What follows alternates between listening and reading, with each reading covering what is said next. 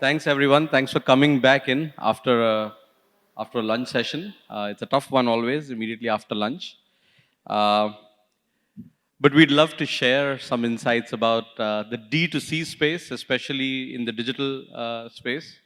I'll also start by saying, I think every retail business is anyway D2C, whether it's offline or online. We're just coming in with a digital first aspect here. I'm super excited by the variety that we have in this panel. Some very innovative emerging business models. Uh, Allow me to, pass it on to each one to share a couple of minutes each on what kind of businesses, when it started, which is the target market, how it evolved. My absolute pleasure to first bring in Siddharth here, who runs a fast fashion business of great admiration in the last couple of years. It's been highly featured, uh, and only he knows how they've done it right.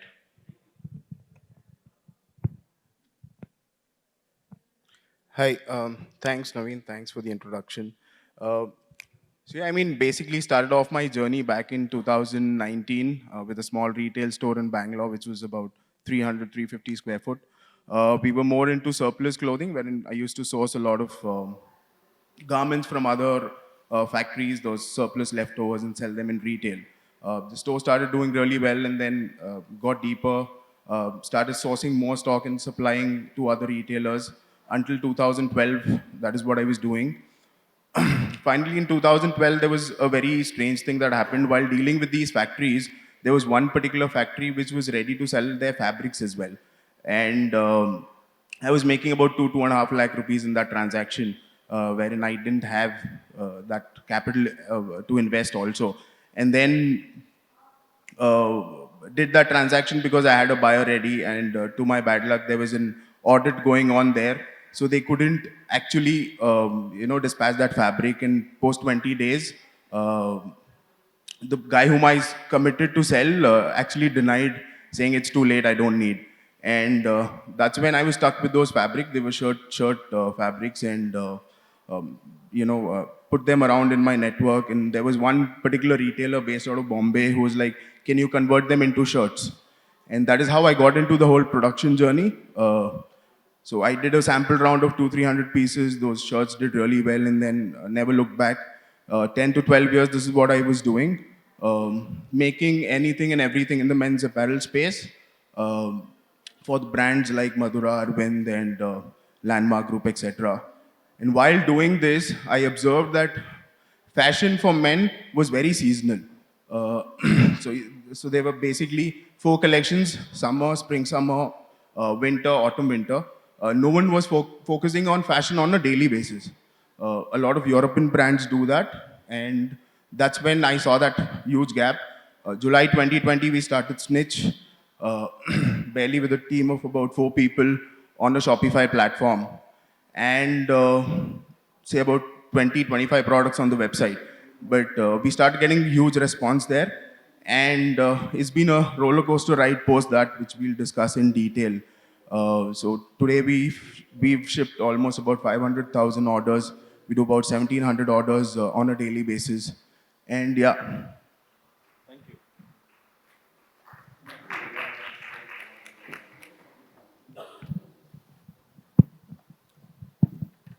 We'll pass it on to Sunil ji from Indic Inspirations.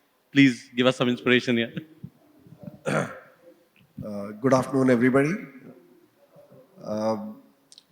Indic Inspirations started with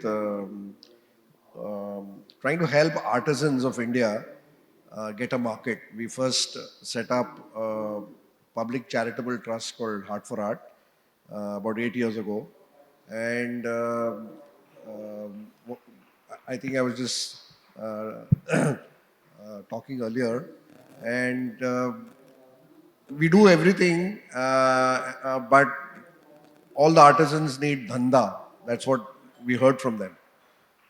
So we help them get a market. We set up a online store on their behalf, help them get business and so on.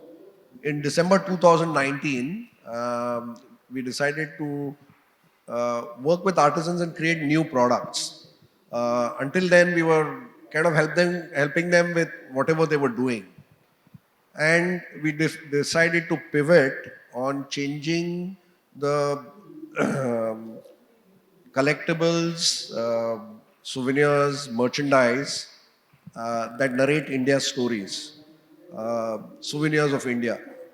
And we found that the mangled elephant or the Taj Mahal or a few other objects which have been there as symbols of India have been there forever, and no good quality, no good packaging, and so on. So we decided to address that through new products, new ideas, new stories, good design, good packaging, and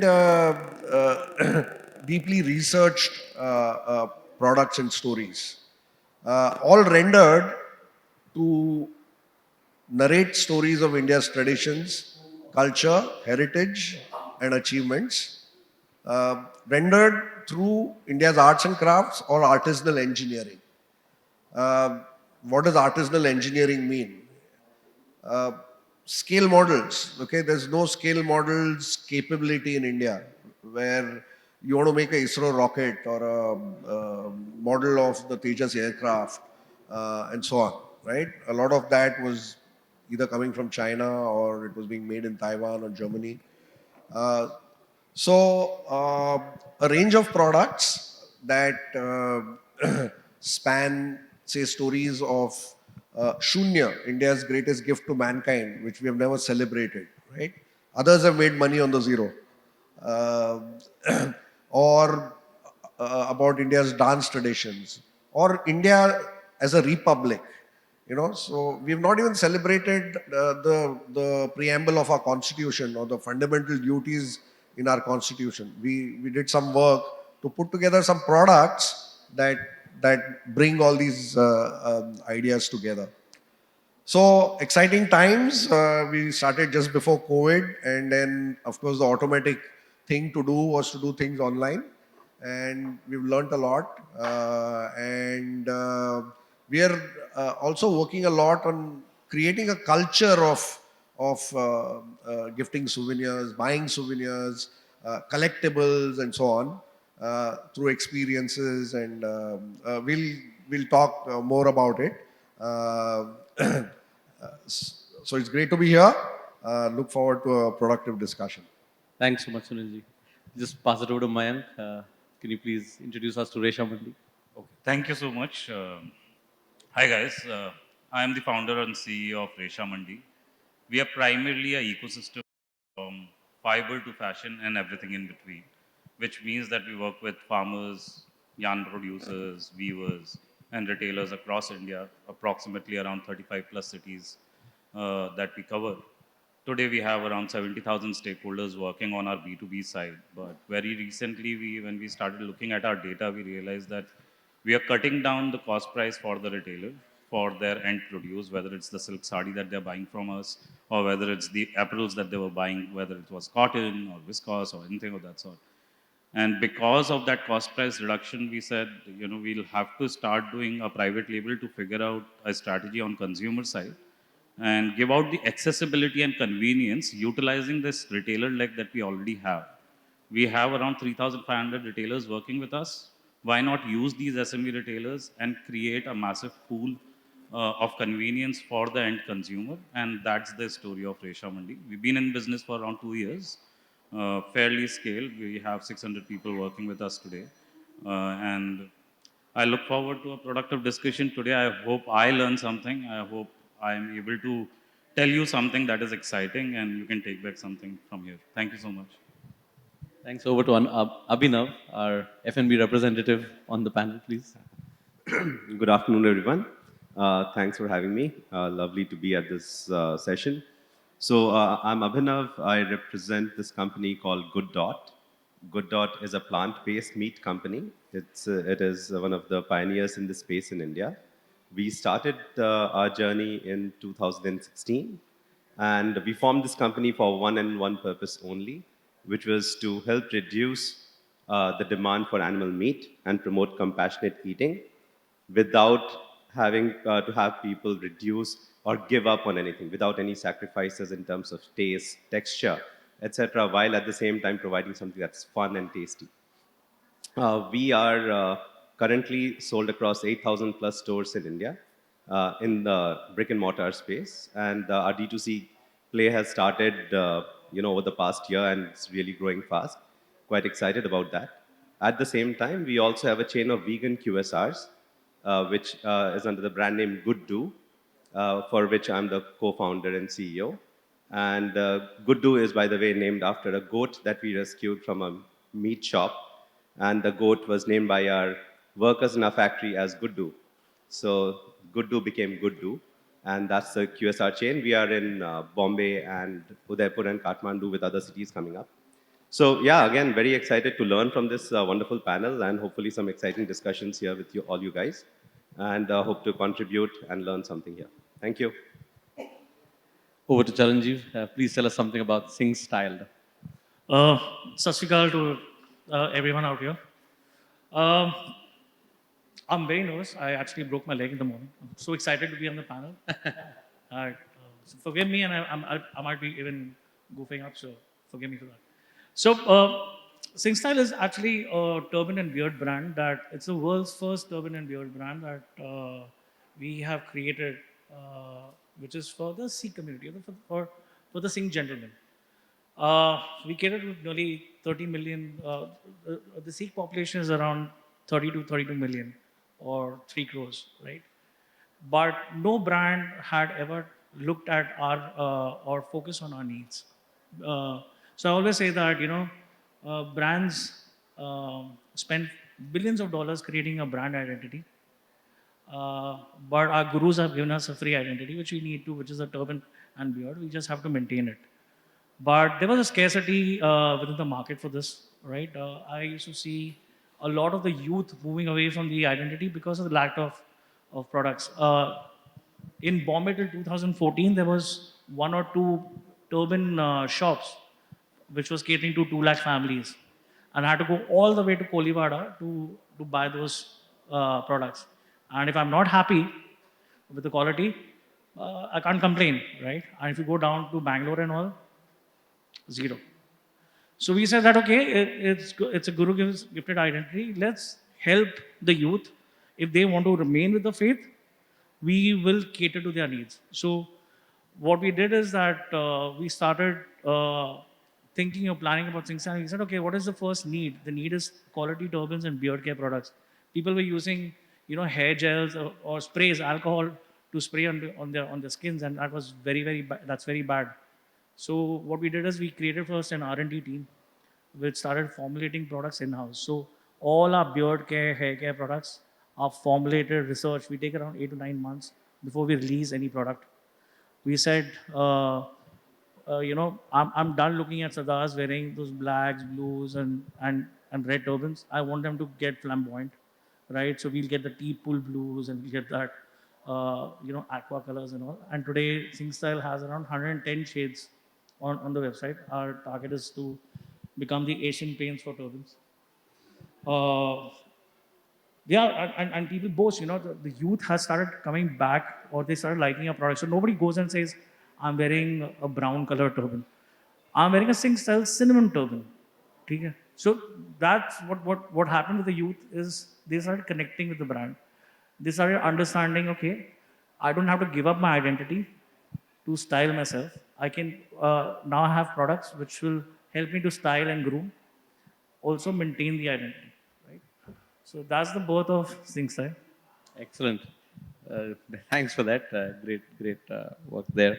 So, Sumedh, last but not the least, another very interesting variant available on this panel in the EV space. So please help us. Thanks. So, hi guys, my name is Sumedh. I am co-founder and chief business officer of a brand called EMotorad. EMotorad, most of the people might not be aware what we do. And when I say what product we do, all of you must be not aware. So we are dealing with EV segment, but with a funny sector called electric cycle. People must have heard electric, people must have heard cycles, but electric cycle as a product are very few people aware of. So this all journey started where we were in search of electric two-wheeler mobility, solving this problem at scale. We all four founders came from the background of micro mobility, and we were trying to innovate products and design to the Indian roads, Indian needs, the EV.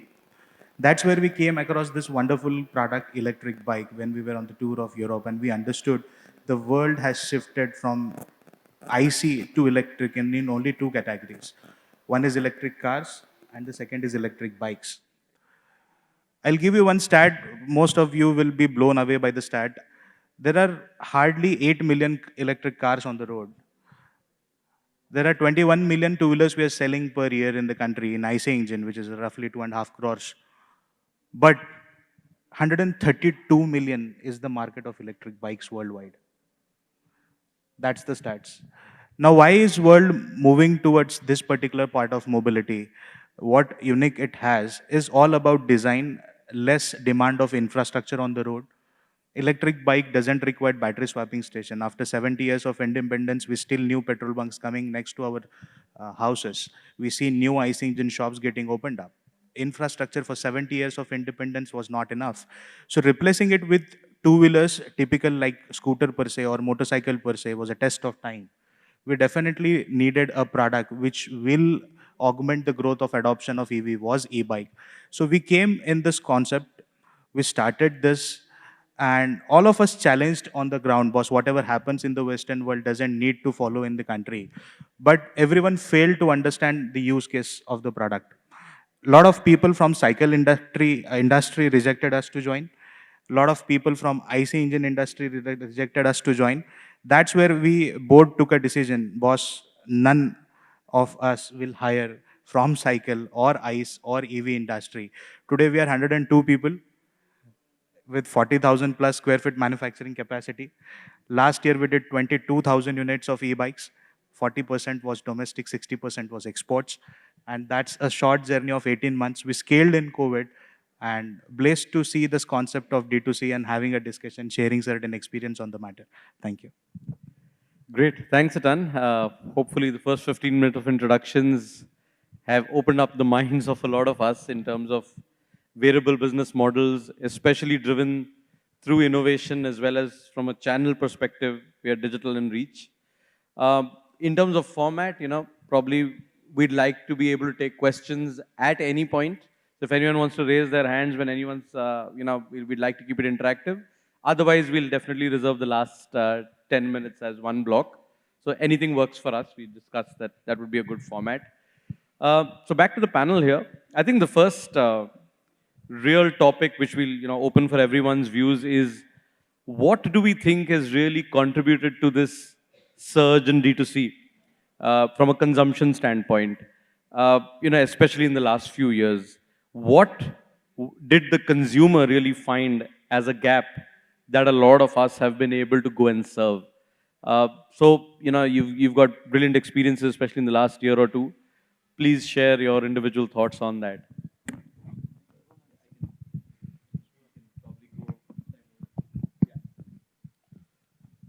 So you said what is driving the consumer behavior towards D2C? I think it's the surgence of Geo in India, to be very honest. It allowed people that accessibility to mobility, and it allowed people to have the internet on their hand. Because of that accessibility, now I can give out fashion to you on your phone, I can give out EV to you on your phone, and I can sell whatever I want, right? WhatsApp became a channel of sales for everyone. It's a mode of communication everybody was understanding. And those primary aspects allowed us to primarily look at a new industry coming out. I mean, retail was always targeting the consumer at any given point in time. There were physical stores that were targeting you. The only change that has happened is of digital coming in place. And that allows consumer to now have accessibility. Like if you go to a C-class town or you go to a village as well, the whole point of fast fashion or the whole point of, knowing what is happening, they can go to Instagram, look at a, influencer and see, okay, I want to wear this. Where do I find this? And then a brand can cater to that need. So reach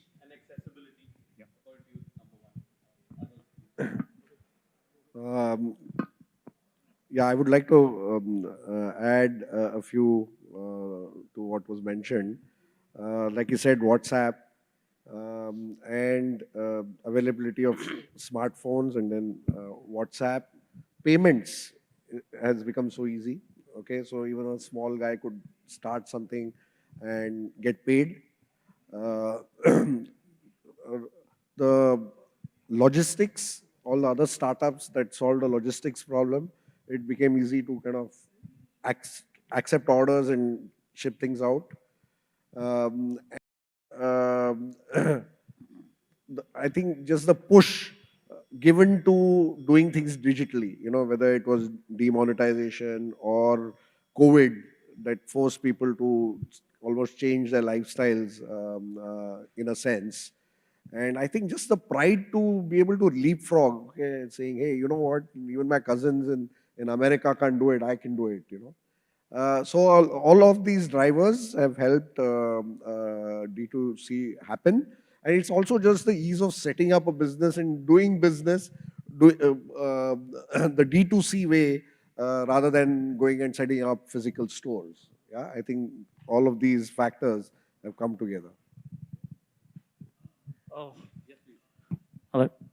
So there are 2 or 3 points out here which are the drivers, according to me, whatever I see from Singh's lens. One is that I don't consider what is D2C brands, right? These are new age brands, and there are traditional brands. Traditional brands had distributions, they had enough of cash flows to build a product and take it to the market. But new age brands actually bet on digital India. This is back before even 2000, I think 2007 onwards, when Flipkarts and all came in, where he started encouraging the new youth, to get into startups and saying, okay, I want to build a brand by myself. The second biggest thing which has happened is what Mayank has said is Geo, right? And that has actually helped to fulfill, or D2C brands, or the new age brands have helped to fulfill the aspiration. Now, if you see any D2C, research report, they will actually say that tier 2 and tier 3 cities are the highest consumers. Is because they had the money, but they didn't have the access to brands, right? Whereas we all had. Uh, D2C has been able to fulfill that. It has built products which are aspirational, and it's taken it and said, okay, you book it online, I will come to your doorstep and deliver to you. You pay me online or you pay me COD. It's okay, right? Uh, and the third biggest thing which I see is a consumer willingness. Our parents would have, my mother still does not go away from Saffola, बोलती तेरा heart बचा हुआ है ना, अब तक heart attack नहीं आया because of Saffola, right? But I would say that I would scroll on Instagram and say, अरे boss ये नया अभी आया है, I tell my wife Sumedh, ये नया diet का आया supplement ले लेते हैं, ठीक है? I don't know what the product is all about, but I like the story, I like the narration, I like the packaging, and it gets delivered within 2 or 3 days. If I don't like it, it's okay. I will give another product a chance, right? So the consumer willingness is another biggest driver for, and then the ecosystem which we had. You have the Shopify's, you have Amazon's to launch your product. You don't need to even come onto a Shopify. Just launch it on an Amazon tomorrow. Only your product has to be good. It has to be great. It has to be focused, and you can market. And then the likes of Zeptos are already delivering to within 10 minutes to impatient consumers. It's a big boon for the D2C sector, right? So I was thinking of what to add here, and all very relevant points. Something that I feel what is very critical is Instagram has opened up Bharat, right? Has opened up Bharat to the brands of India. And not just in terms of accessibility and awareness, but also the whole thing of influencer marketing. I think that really makes a difference in terms of people's awareness, desire, and ability to source certain products. Something that is added to that, I'll share our example. Our own products, we are into plant-based meats. People would say it's a very cutting-edge, cosmopolitan, South Bombay, South Delhi, Bangalore kind of product. But the 10 top cities that we sell our products in include cities like Asansol in Bengal, Samastipur in Bihar, Bhubaneswar, Vizag. Of course, you have the Bangalore and the Bombay. But, Bharat is ready for anything and everything, and they're aware of anything and everything.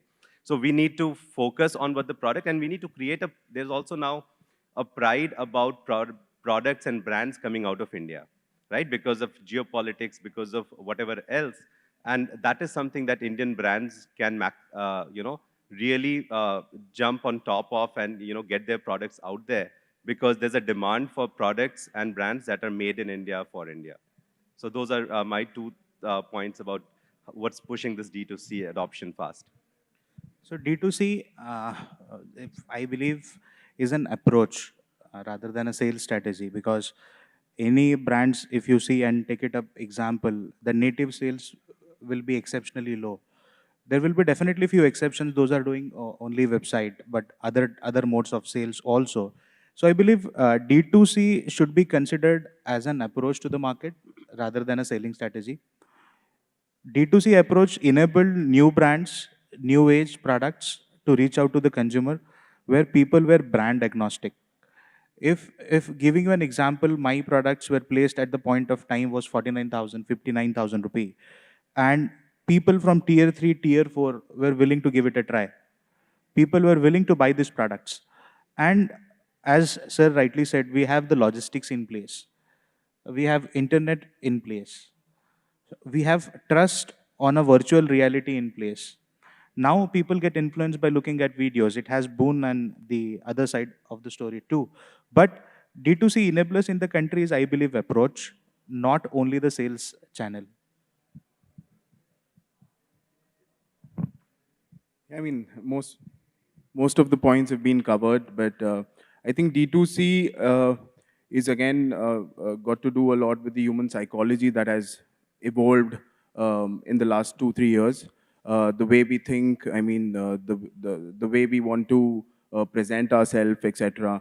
I mean, just to give you an example, people start spending a lot of more time, on their Instagrams and Facebooks, and they want to look good.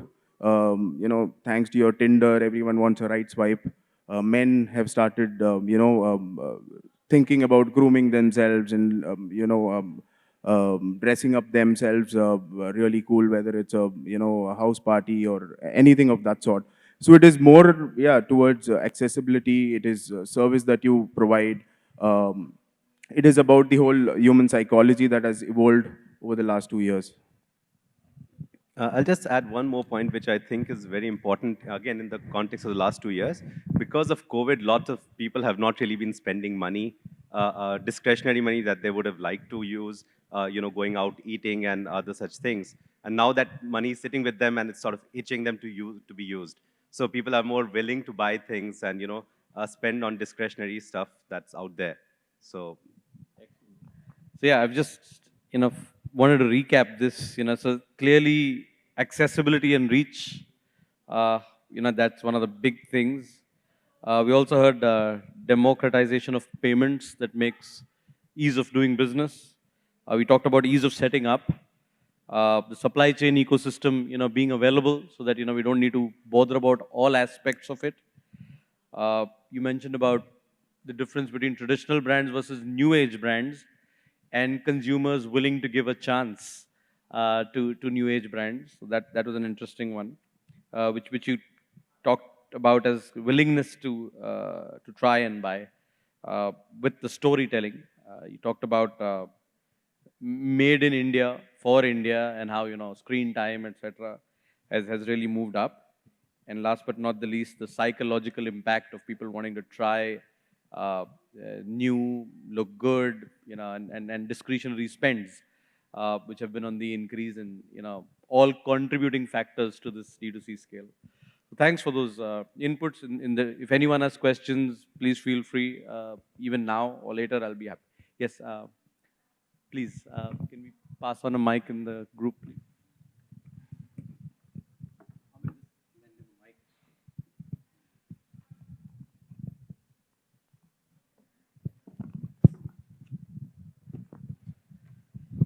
Hello, my name is Baljit Singh.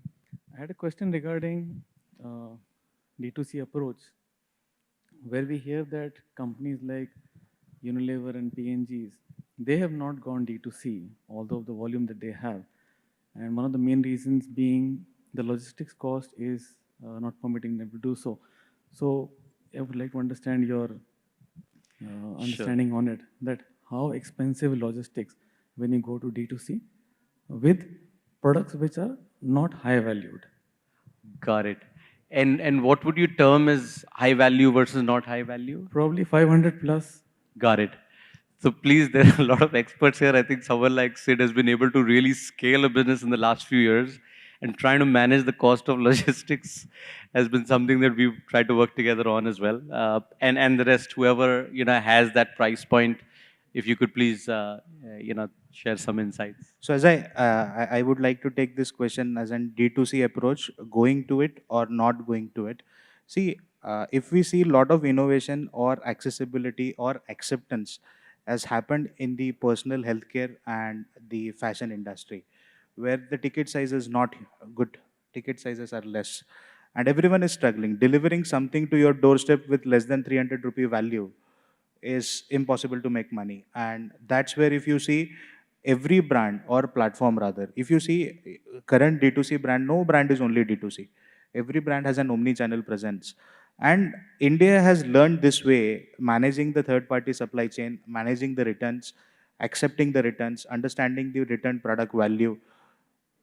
The D2C approach, delivering less than 300 value per order is not going to be sustainable. That's number one submission. Number two submission is D2C couldn't be only way to serve 1.3 billion population. It can be a way to entry. You cannot go to tier 4, you cannot go to tier 3 and make the products available. Plus, there is a consumer behavior associated with approach of D2C approach. See, brand agnostic people and early adopters are available in tier 1 cities. But even today, you take any example, be Mama Earth, Sugar Cosmetics, any products. When you go to tier 2 or tier 3, the people seek value out of it. They don't understand whether Virat Kohli is promoting it or Mahendra Singh Dhoni. They want to understand what is the value proposition they are getting out of that particular product. So scaling up, you take any example of FMCG industry which is established, who are doing good business. Their product images have been promoted by the platforms seeking consumers. So it's other way around. Rather they going D2C, there are the platforms which are enabling users to buy those products. So there was absolutely no need for the products which are established, where the distribution channels are cracked, where stakeholders in the business are promoting the multiple aspects of business. So I believe going D2C or not going D2C is a part of business where entrepreneurs should understand what my business is and how I should connect with the user. For us at EMotorad, one example I always give, when everybody was rejecting us, we reached out to the consumer directly. Was value proposition.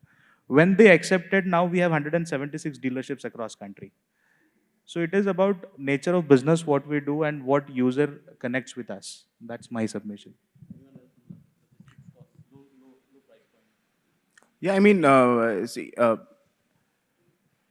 we started off our, average order value was about 700, 800 rupees, something similar to what you had mentioned. But it was more towards retention that we believed, which is very important. So you've spent a certain amount of money to acquire a customer, and then you send them out a product, and it is obvious that you might, break even on the first purchase, or maybe even make a loss of, say, about 50, 100 rupees. But then you have obvious chances that he's going to come back to you. And once that happens, then you start, scaling. So yeah, I think retention is a very good pointer where, your logistics cost would not affect so much once that consumer is addicted to you, and he would buy, add-on products also. And your upselling and cross-selling talents would, actually help you bring that whole cost down.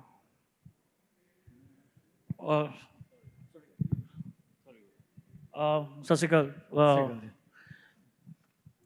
isn't HULs and Daburs buying D2C brands left, right, center? They're investing in D2C brands.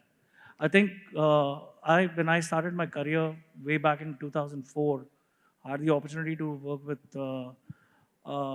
PNGs and all, because I used to work with a digital agency, which was working very closely with HULs and all.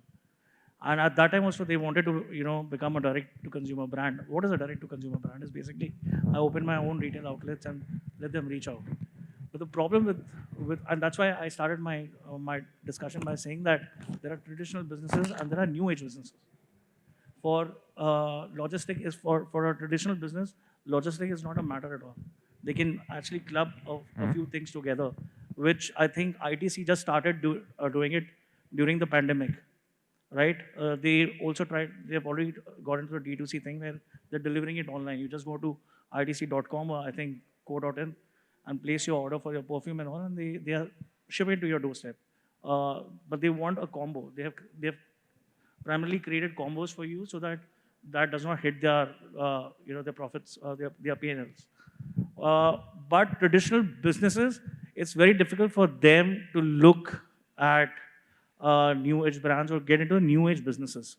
They have got huge amount of manpower, whereas we work with 5 to 10 or maximum like 600 people. Over there, they would have 60,000 people, right? The mindset has to change. It will take, in 2004, when I went to Sunsilk and I told them, let's, with my boss, we said, okay, we will create this particular digital business wherein you invest around 40% of your this year's marketing into digital. They started laughing. It was 3%. This is what differentiates when we took a bet, we knew our customers are online. Traditional business also knew that, but they did not invest into the tools of Facebooks and all at that time. We did that and quickly acquired those customers. They are learning right now. Yeah. So logistics and all, it's basically maths, which I know they've got all the IIM Ahmedabad or Bangalore people out there who can do maths in 2 seconds, rather than the Sardar over here, right? But it's the willingness to do that. It's going to take immense amount of time, immense amount of restructuring within the company to become a D2C. That's why Mariko said, okay, I want to go and acquire a Beardo because I don't understand the business, but they are doing it very well. We will bank upon that particular team. And let's learn from there, right? Same goes with Dabur, same goes with Imamis and all, right? They are investing into D2C brands to learn, get the insights, get the data points from there, and figure out a way that they also become D2C, because the way the world is changing, thanks to the pandemic and all, the thought process of the consumer has changed drastically. And these traditional businesses will have to give up and move quickly onto the digital platforms. Sure. Great insights there. I'll come in with an enabler point of view. I think brands in the digital space, which are probably more digital-first brands, have toyed around with adding shipping costs or combo packs because that flexibility existed in their new age business model.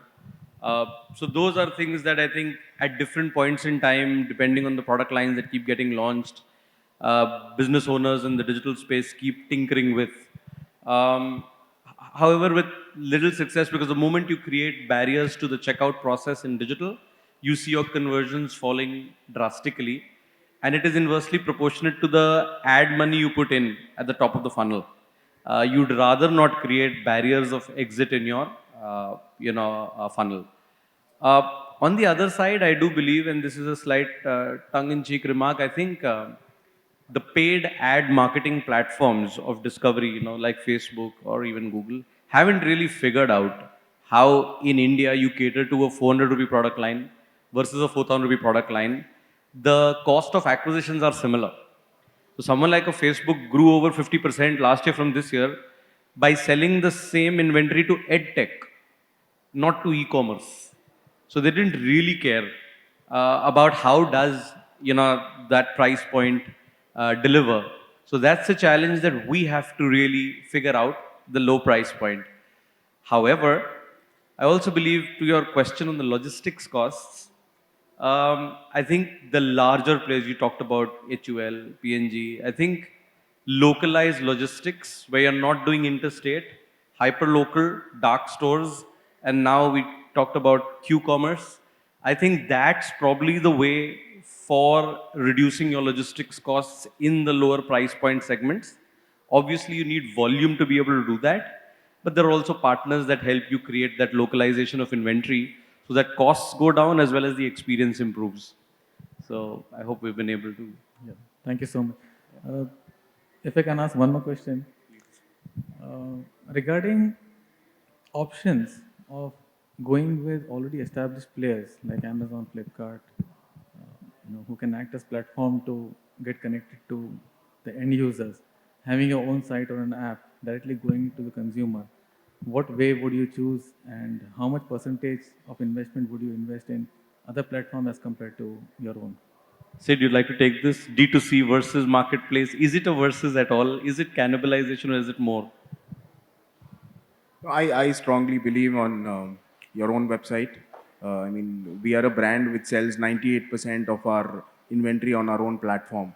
So obviously, because it's your own baby, and you could actually get a lot of data about your consumers, their behavior. Marketplace, obviously, you need to go omni-channel, but marketplace versus D2C, I would any day say your own website, because it gives you a lot of opportunity to understand your consumers, to take their feedbacks.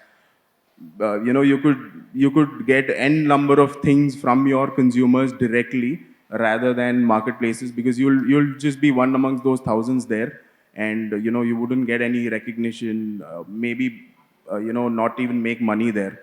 But on your own platform, you would any day be profitable from day one, and obviously the whole consumer journey data, etc. So would this view kind of change in fashion versus non-fashion?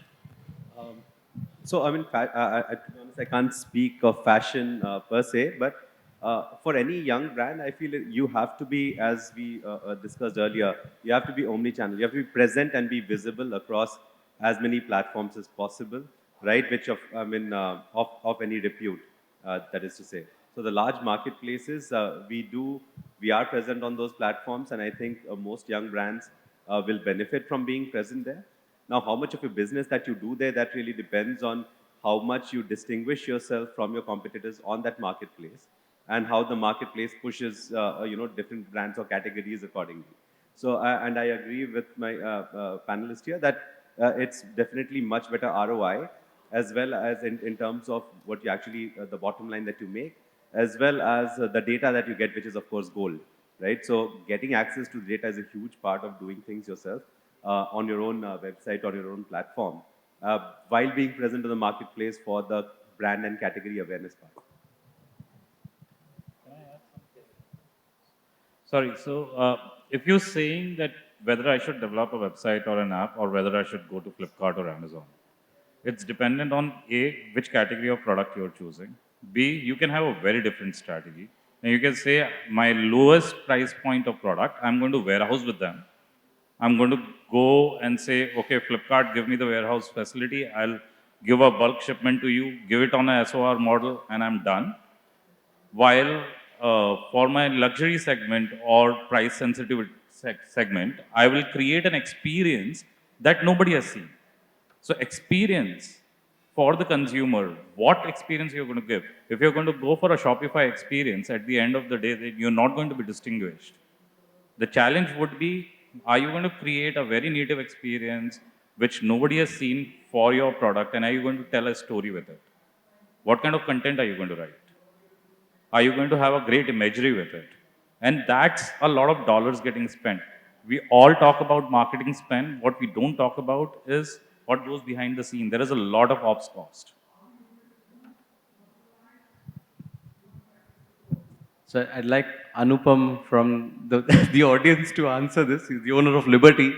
Marketplaces versus D2C. Adi, just give that. Because Liberty is one of the most diverse distribution networks. Is there any thought on whether it is an either or?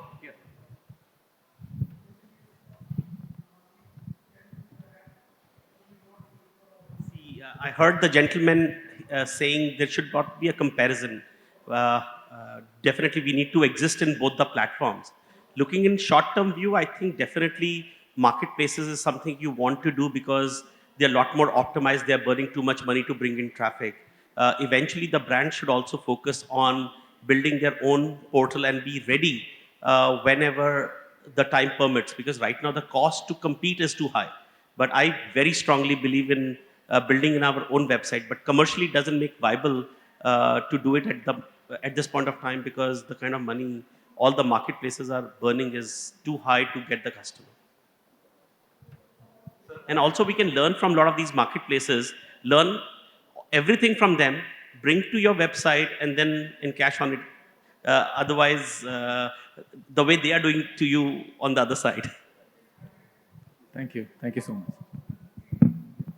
Hope we've been able to. Yes, yes, add very this. much. Thank you. Thank you.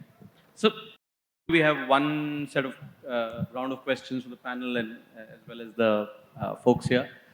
I think it's about retention because we talked about cost of logistics. I think if you keep marketing to acquire customers, then the cost of marketing to your repeat customer, etc., is very high. I think loyalty and retention, does it even exist in the e-commerce landscape? So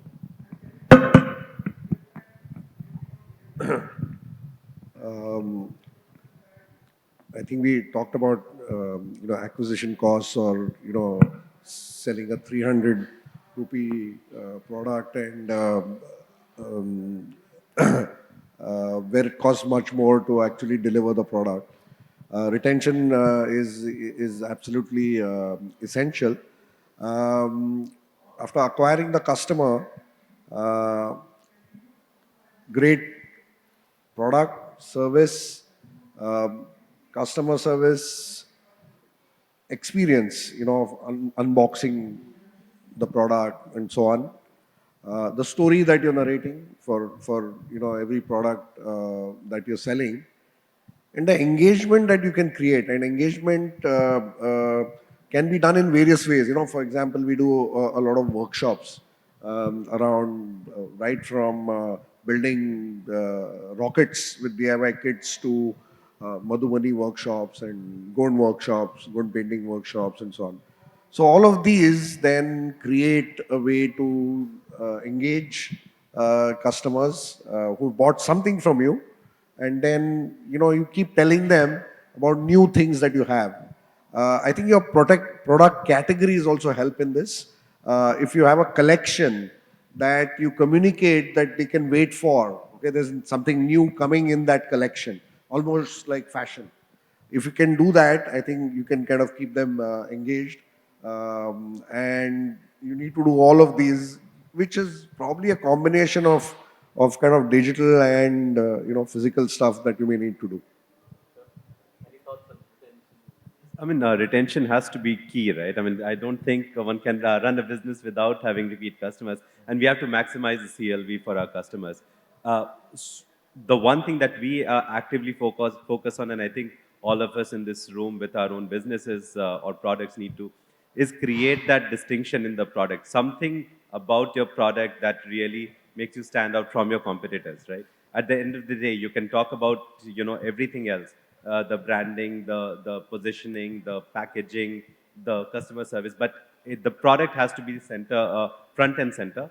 Not just the product that you're selling today, but the next version that you're going to bring up, the next version you're going to bring up, and that communication along the whole spectrum of as the customer moves with your brand.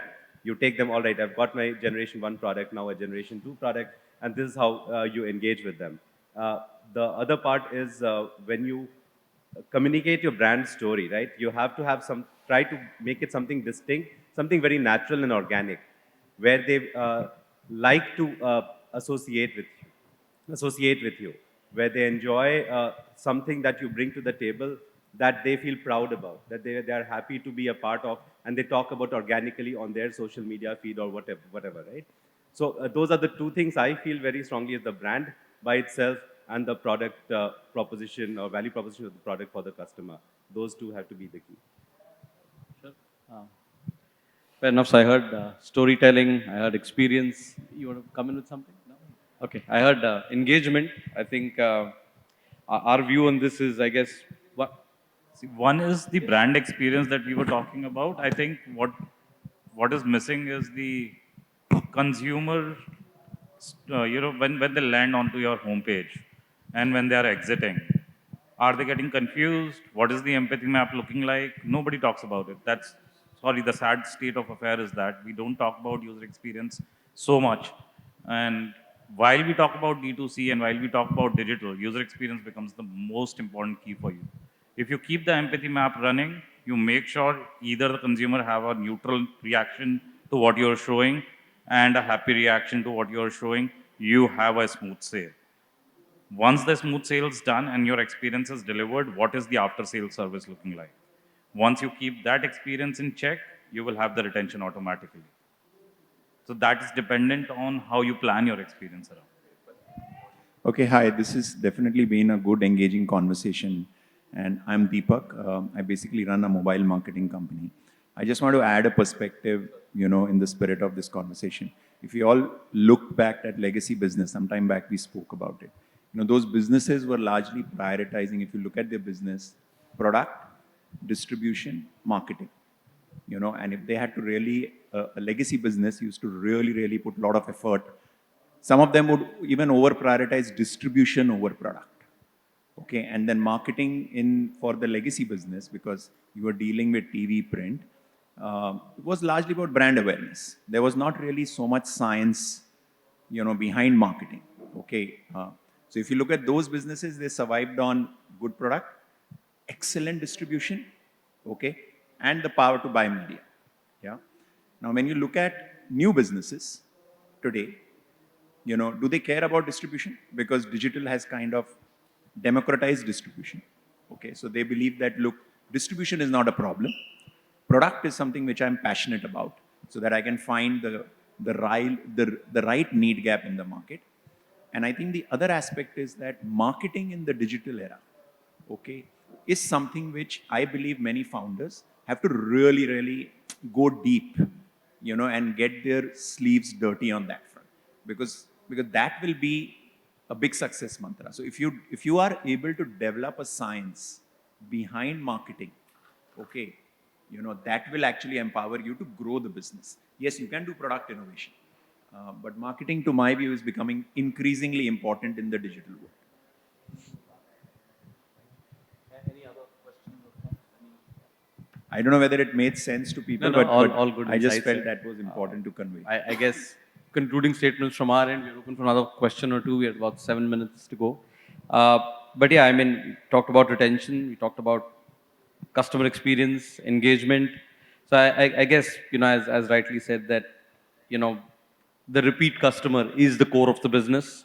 I think one of the key goals that we from this side, even as marketers or technologists, need to actually double down and have a goal for repeat customer cohorts, because I think we get lost into this madness of new customer acquisition only each time in digital, just because it's possible.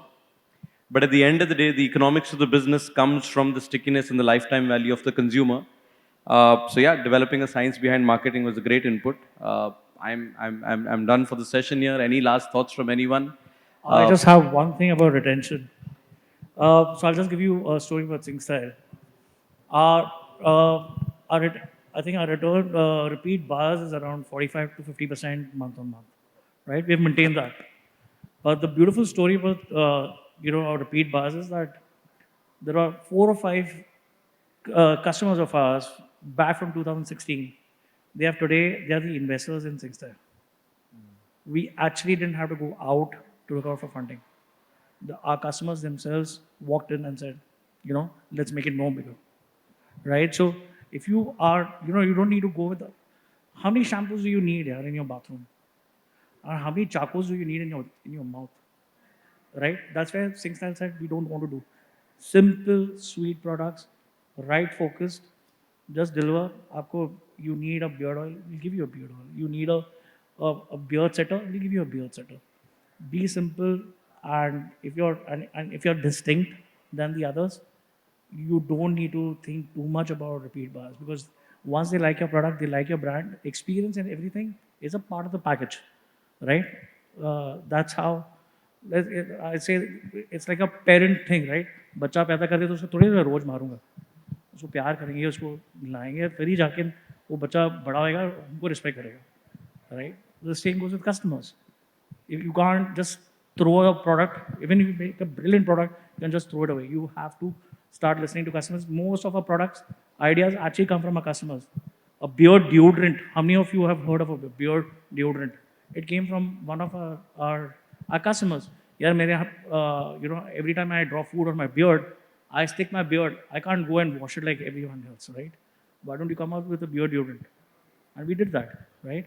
And he brought in 10 other customers, stating that, yeah, boss, ये लोग सुनते हैं. So I think the listening skills, you need a great product, but also have a very open mind.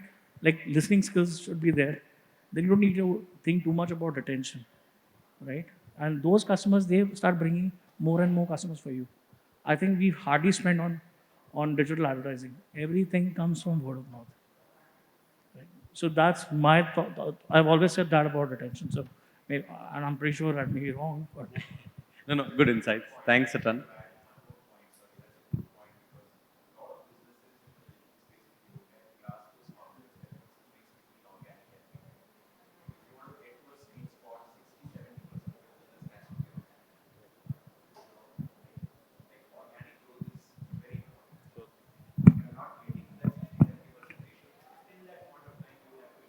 Sure.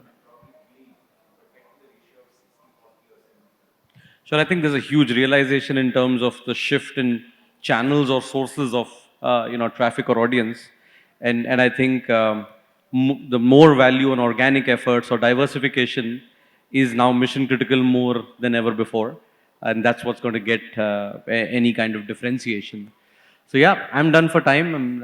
Can I add a value before just concluding? So I had two thoughts in my mind before we can conclude the session formally. We are going digital, and why we are going digital, that also something which always inspires me to find this answer. And I found this answer in one session where I heard, probably in the Stone Age we found or we invented the wheels, and probably before Christ area we invented the bags.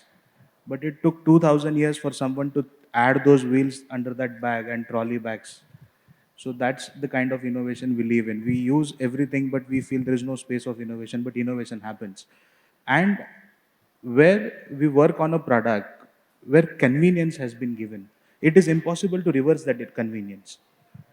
I'll give you 1000 rupees extra if you buy a bag without trolleys. People won't buy today because it is impossible to reverse the convenience. Now, that is the fundamental idea. If we don't get stickiness of brand, as Sir said, as everyone said, that's the problem. Probably the products are not adding convenience to the user and they cannot be taken away. It doesn't matter you pump crores of money. Second thought is, when we decide to go D2C, we had one debate of native versus the marketplaces. We need to understand this convenience. To give convenience, Flipkart took billions of dollars to fund. To give that convenience, Amazon has burnt that. We really need to be careful of screen space. Doesn't matter, we thrive to give that convenience. Do we really need 100 apps on our phone? And can we have 100 apps on our phone? It's not possible. So we really need to understand our business and use the convenience what user has already got through someone else. And this is the time where only key to success is shared resources. If we try to do everything on our own, we are going to fail and nobody is going to invest in bleeding model today. That was my concluding note. Good. Thanks. Any last statements for anyone, or we are done for time? Thank you so much. Thanks for the engaging insights. Our innovative panelists who've come up with great business models in D2C.